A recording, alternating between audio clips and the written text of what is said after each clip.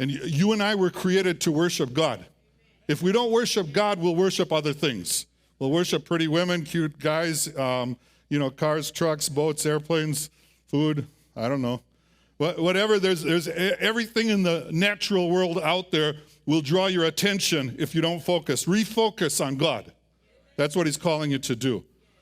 And so worship at the heart is a laying down at a foundational level.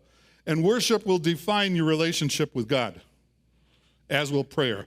I've done teaching on prayer, and I find what it really has to do with is, have you made Jesus your Lord? And it really is all about that, and worship's the same way. It will define. The way you worship or don't worship will define your relationship with God. I don't trust people who don't worship.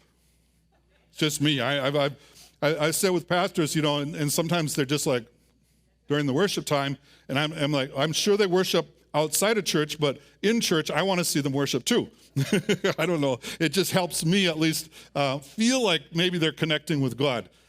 Because worship for me has been very foundational in bringing change in my life.